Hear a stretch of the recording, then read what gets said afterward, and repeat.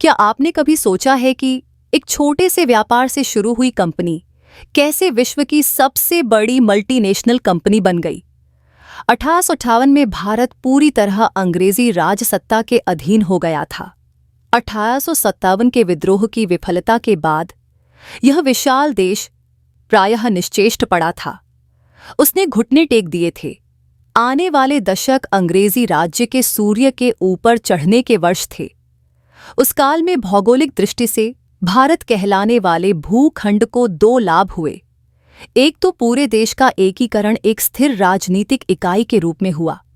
दूसरे, एक ऐसी रेल व्यवस्था मिली जो उसे सक्षम आर्थिक इकाई बना देना चाहती थी।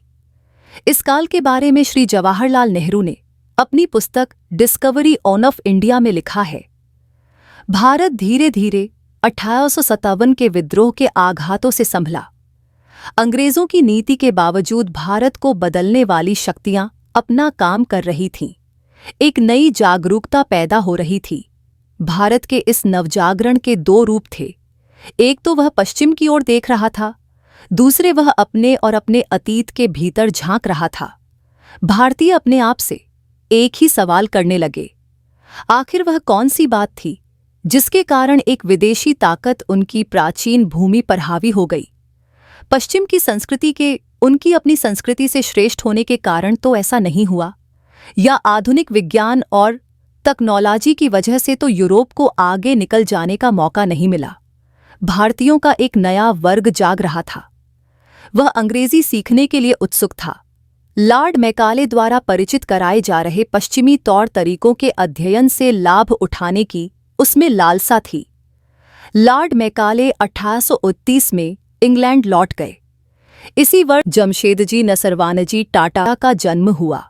गुजरात के नवसारी नाम के स्थान के एक पारसी पुजारियों के परिवार में 14 वर्ष की आयु में ही वे बंबई आए। 17 वर्ष की आयु में वे एल्फिंस्टन कॉलेज में भर्ती हुए। इसी कॉलेज से वे 2 वर्ष बाद ग्रीन स्कॉलर के रूप में उत्तीर्ण हुए। यह उपाधि ग्रेजुएट के बराबर थी। साहित्य और ग्रंथों का अध्ययन करने के प्रति जो गहरा अनुराग इस काल में उत्पन्न हुआ, वह पूरे जीवन उनके साथ बना रहा। डिकेन्स, बैंकरे और मार्क ट्वेन को उन्होंने बहुत चाव से पढ़ा।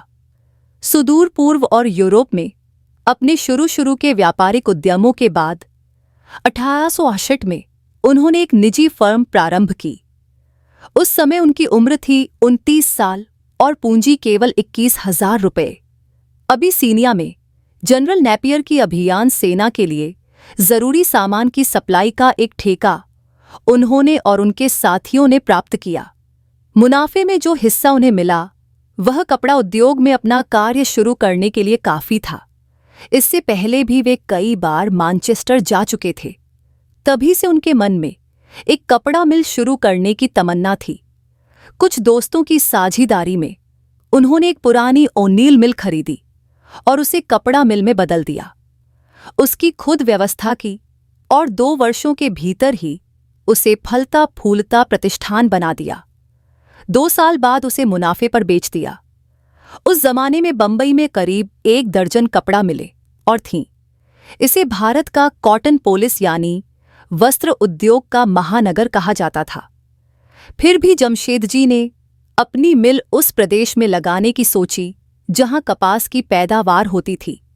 स्वाभाविक रूप से उन्होंने पुराने मध्य प्रांत में नागपुर को चुना। तब तक इस इलाके में रेल भी पहुंच गई थी। उन्होंने इसका भी लाभ उठाया। 1874 में उन्होंने 15 लाख रुपये की पूंजी से एक कंपनी शुरू की। पूंजी उन्होंने स्वयं और अपने दोस्तों से लेकर लगाई। कंपनी का नाम रखा गया central India spinning, weaving and manufacturing company. 3 साल के बाद 1 जनवरी 1877 को यह मिल शुरू हुई। चूंकि उसी दिन रानी विक्टोरिया औपचारिक रूप से भारत की साम्राज्य घोषित की गईं, अतः मिल का नाम एम्प्रेस मिल रखा गया। नागपुर रेलवे स्टेशन के नज़दीक उन्होंने एक दलदली जमीन बहुत ही कम कीमत पर खरीदी। उसे पाटने का काम शुरू किया। एक स्थानीय मारवाड़ी बैंक से जब शेयर खरीदने के लिए कहा गया तो उसने मना कर दिया। उसका ख्याल था कि ऐसे आदमी का साथ क्यों दिया जाए जो दलदली जमीन में सोना फंसा रहा है। बाद में उसने जमशेदजी का करिश्मा देखकर स्वीकार किया कि उन्होंने जमीन में सोना नहीं, मिट्टी डाली थी और मिट्टी डालकर सोना निकाला था। उन्होंने आधुनिक भारत के एक महान निर्माता कहलाने से पूर्व एक और भी कपड़ा मिल की नींव डाली।